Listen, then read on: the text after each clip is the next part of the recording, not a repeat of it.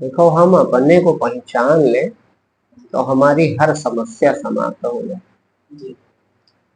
और खूब धैर्य पूर्वक पहले आपको ये विश्वास कर लेना चाहिए कि हम और परमात्मा एक हैं। जैसे आकाश का कोई टुकड़ा नहीं हो सकता, जैसे धरती के गांव, नगर, देश, महाद्वीप टुकड़े काल्पनिक हैं, धरती अखंड है, इसी तरह और इससे भी कई गुना ज्यादा, क्योंकि इसके टुकड़े दिखाई पड़ सकते हैं, मिट्टी खोद के यहां से वहां ले जा सकते हैं, आकाश में दीवारें खड़ी कर दो तो बंटवारा हो गया। लेकिन परमात्मा इतना अधिक सूक्ष्म है कि उसको निरवयव कहा जाता है, उसका कोई अंग नहीं हो सकता। तो बस यही बात गांठ बांध लो कि जब परमात्मा निरअवयव है, उसका टुकड़ा हो ही नहीं सकता, तो फिर जीव उसका अंश है ये सिर्फ कहा जाता है, वो अंश अलग नहीं कहने भर को, क्योंकि भ्रम होके वो अपने को अलग महसूस कर रहे हो आप। और अलग अपने को आप एक शरीर में कैद महसूस करते हुए भी इस समय भी आप परमात्मा हो। चिंता ना करो। जैसे पहली चीज अहम ब्रह्मास्मि या सोहम शिवोहम, ये जो महावाक्य हैं, ये सुनकर आदमी पहले तो डर जाता, अरे हम ब्रह्म कैसे, क्योंकि हमारी आदत पड़ी है कि हम शरीर हैं, हम इतने वर्ष के हैं, हम यहाँ रहते हैं, हमारी ये जाति है, हम में इतने अवगुण हैं, हम में इतने गुण हैं। तो ये जो बाहरी पहचान आपने पहन रखी है, ये आपको उधर की यात्रा नहीं करने देती। ये पहचान कई दिन की है, शरीर छूट जाएगा, पहचान सब गायब हो जाएगी। कि बचेगी? गलत पहचान कैसे बचेगी? और एक बात पक्की मानो, जो कुछ भी आपको प्राप्त है वो सब छूटेगा, क्योंकि जो आया है वो जाएगा, जो प्राप्त हुआ है वो चला जाएगा। आप निरंतर रहते हो, ये पहले विवेक लगाओ। जो हम बता रहे हैं ये सूक्ष्मता से हमारी बात विचार करो, अगर अपने स्वरूप का बोध हम चाहते हैं, खूब गंभीरता से। कोई इसमें बनावट ना समझो कि नहीं हम कहने के लिए कह रहे हैं। इस बात को जो हम यहाँ कहने जा रहे हैं, ये सारी बातें खूब गौर से समझो तो आप अपनी पहचान कर सकते हैं। और पहचान के बाद फिर आज ही चमत्कार नहीं हो जाएगा, धीरे धीरे आपकी बुद्धि स्थिर हो जाएगी, आप जान जाओगे मैं चैतन्य। और फिर धीरे धीरे धीरे धीरे चैतन्य ही शेष बचेगा, जड़ता उसी में समा जाएगी, जैसे सपना गायब हो जाता है और देखने वाला बच जाता है। तो बहुत बार कहा होगा, चूंकि ये चर्चा एक ही है, तो यहां भी वहीं से शुरुआत करो कि तुम कौन हो। चैतन्य परमात्मा की पहचान है कि वो ज्ञाता तत्व है, अंतर्यामी। अंतर्यामी माने इस शरीर में जो जानकार ज्ञाता है। तो आप ज्ञाता हो कि नहीं हो? अच्छा, जब ज्ञाता हो तो एक अकेले हो कि अंदर दो चार अनुभूतियां होती? केवल मैं की अनुभूति होती है कि कोई और होती है? तो सिर्फ मैं की अनुभूति होती है। इसीलिए वेद ने अभ्यास वाक्य कहा, अहम ब्रह्मास्मि, माने मैं ये जो उठ रहा ये ब्रह्म है। आप ब्रह्म हो, अलग आपको किसी से होना नहीं है। क्यों? खूब गौर से समझो हमारी बात, बोध बहुत सरलता से हो सकता है। तुम ज्ञाता हो, शरीर जैसे स्वप्न में नहीं होता उसी तरह यहां भी नहीं। शरीर का आपको हो रहा है आभास कह लो उसको, उसका शब्द बना है देहाध्यास, माने अध्यास कहा जाता है। तो अध्यास कहो चाहे और सरल करके आभास कह लो, प्रतीति हो रही है। प्रतीति कहो चाहे अध्यास कहो, माने देहाध्यास एक शब्द है। देहाध्यास माने देह का आपको अध्यास हो रहा है।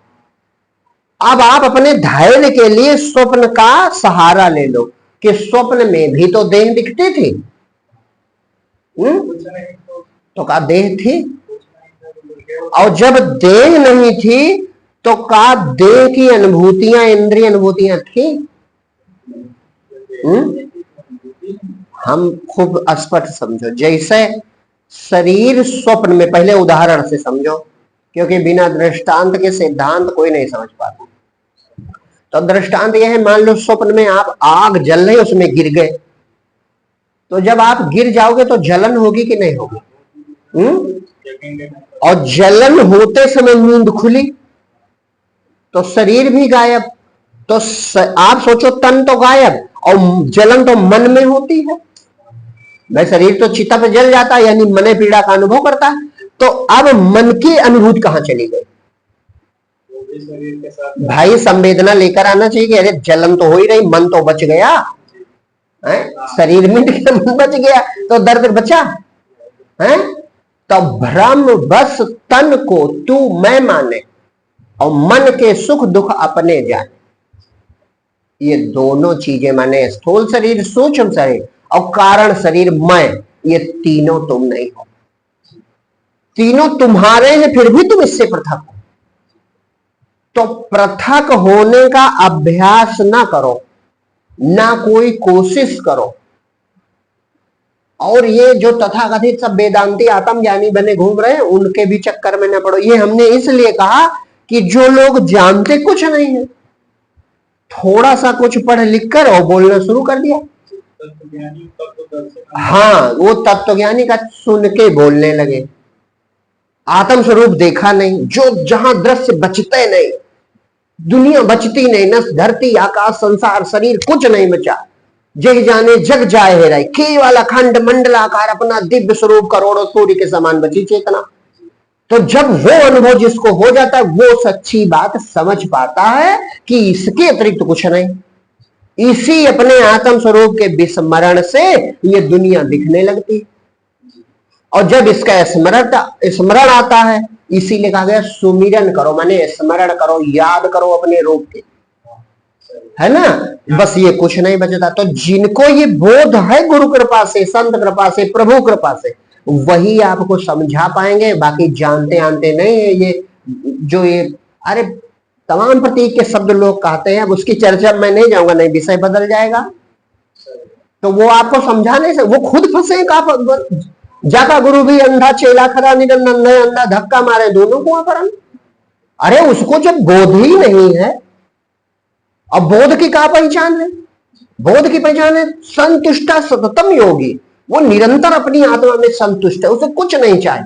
उसे न किसी को समझाना है, न किसी को बताना है, न कोई प्रचार करना है।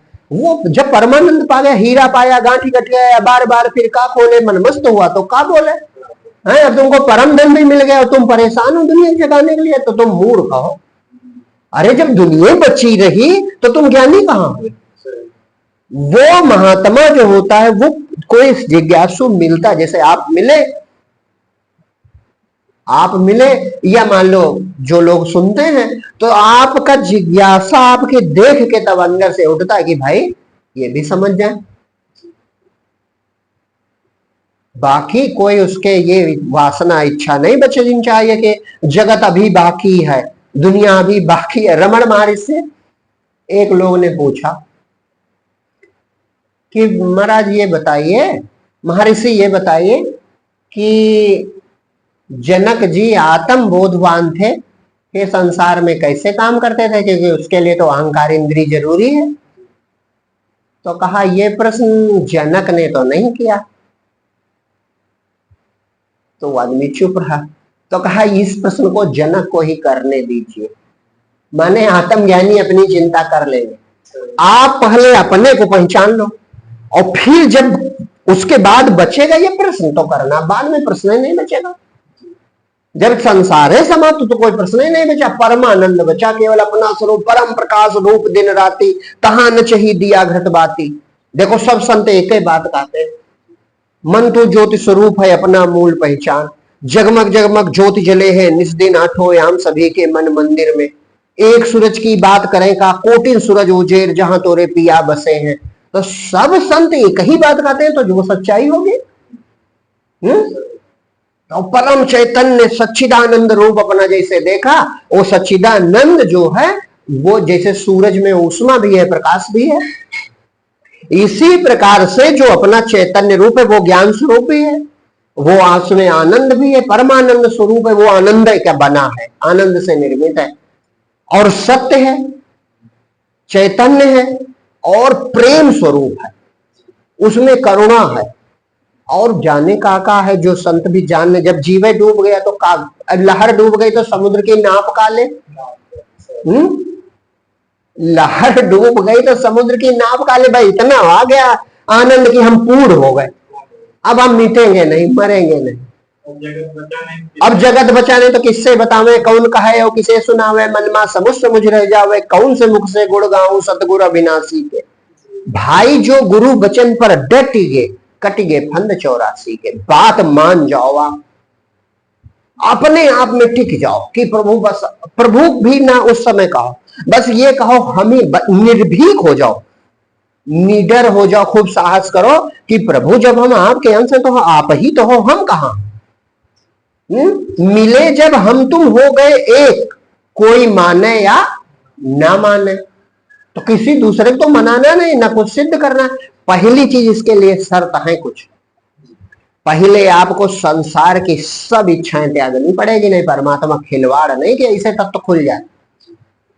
ऐसे संत सब छोड़ के और वैरागवान हो जाते थे, तो इसे नहीं परमात्मा आसान ने काहे, जैसे स्वप्न से जागना, स्वप्न देखते रहो तो जाग जाओगे, स्वप्न में जलेबी खाओ जाग भी जाओगे, हैं? अरे स्वप्न का शरीर भी नहीं बचेगा तब जगोगे। अब स्वप्न में ट्रेन पे जा रहे हो, जागने की चर्चा कर रहे हो तो तुम सोए हो। जागा पुरुष तुरंत पहचान लेता कि ये मूर्ख है, झूठ बोल रहा, खुद का बोध नहीं दूसरे को बोध करा रहा है, अपनी पहचान कर नहीं पाया और जगत को जगाने चल पड़ा। अरे जागे पुरुष की एक पहचान है कि उसकी इच्छाएं निवृत्त हुई, तब वो स्फुरण शांत हुआ, तब जागा। जैसे स्वप्ना भी बना रहा है और जागृत का ज्ञान भी हो जाए, ये संभव है? स्वप्न बिल्कुल मिट जाएगा तब तुम्हें हो सकेगा, अरे हम तो सो रहे थे। जो ये जान जाता है मैं सो रहा हूं, उस अवस्था में वो जाग चुका है, उस समय सपना नहीं देख रहा। जब बता रहा है कि मैं सो रहा, ये सपना था सब, उस समय वो जाग चुका है। तो इसी तरह संत महापुरुष सब इच्छाओं का परित्याग ही हृदय निसंवेदन हो जाता, निसंवेदन, कोई संवेदना नहीं, कोई विचार नहीं। काहे, केवल प्रभु तुम ही हो या हम ही हो, एक ही बात, बस एक है बात, प्रभु तुम ही हो बस, और इसी में टिके रहो। या प्रभु सिर्फ मैं हूं, तो प्रभु का उसमें मैं और प्रभु एक ही हो गया। वेद कहता है हम ब्रह्मास्मि, इसी पे टिक जाओ कि मैं भी ब्रह्म हूं, हम तुम प्रभु एक ही जात के हैं, हम एक हैं बस। और इसी ज्ञाता पर जो जानकार है ना चेतना, इसी पे टिके रहो और डरो ना, टिके रहोगे बस ये खुलने लगेगी। जब इच्छा रहित, विचार रहित, एकदम संवेदना रहे, बस अपने आप वो जो जिसको लोग कहते नहीं वो शून्य शून्य, वो सब मूर्खों की बातें। अरे वहां शून्य है, परम चेतना है, चेतना का कोई पारावार नहीं है, लेकिन वो तो सोने वाला अंदाजा लगाते हैं। हाँ, वो सुन चूंकि निद्रा का रोज का अनुभव है, तो वही वो कहने लगे। तो वो जो दशा खुलेगी निराली अद्भुत, आरंभ में बर्दाश्त नहीं होती भक्त को। कहते हैं पहली झलक मिले, कहते नहीं है, ये सत्य है। पहली झलक प्रभु कृपा कर दें, जैसे भक्त एकदम, चाहे वो रोते रोते, चाहे हंसते हंसते, चाहे विचार करते करते, बिल्कुल शांत, प्रभु अब हम न मैं हूं न जगत है, या तो यही मान जाओ, ये सब कुछ मैं हूं, मैंने सब एक है, इस पे टिक जाओ तुम किसी भी प्रकार से, दूसरा द्वैत भाव न बचे, अद्वैत पद में पहुंच जाओ। चाहे कहो सब प्रभु है, चाहे कहो सब मैं हूं, और चाहे कहो ना मैं हूं ना जगत है, कुछ नहीं, हर प्रकार से वो मिल जाएगा। बस उसी पे तुम्हें टिके रहना, तो अपने आप ये चेतनता प्रकट होगी। तब ये जैसे निसंवेदन, माने इच्छा रहित, विचार रहित, एकदम शांत हुए, बस अपने आप चेतना प्रकट होनी शुरू हो जाती। अपने आप चेतना जैसे प्रकट होनी, बढ़नी शुरू हुई, प्रकट तो है ही है, आप हो कि नहीं हो, बस यही लहराने लगती है। जड़ता समाप्त, आर पार चेतना लहरानी शुरू, बस तुम्हें आनंद मिलना शुरू हो जाएगा। ये शुरुआत है। और पहली बार जब आत्म पद का दर्शन होगा तो पूरे ब्रह्मांड में तुम भर जाओगे। पूरा ब्रह्मांड कहा जाता, केवल तुम बचोगे, कुछ नहीं बचेगा। और फिर वो दशा पूरी तरह टिक जाए, इसमें 20 वर्ष लग जाते हैं। इसी के समय का जो बीच का बीतता, इसी का नाम भक्ति है।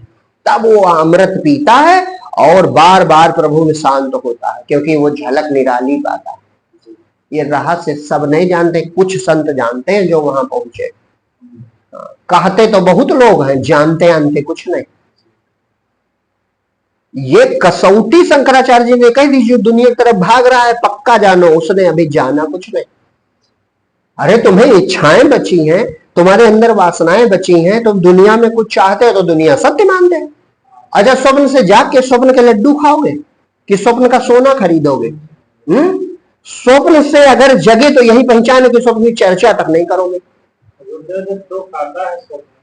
स्वप्न में रस खत्म हो जाता है, आदमी जग जाता, और जगने के बाद फिर चर्चा कोई नहीं।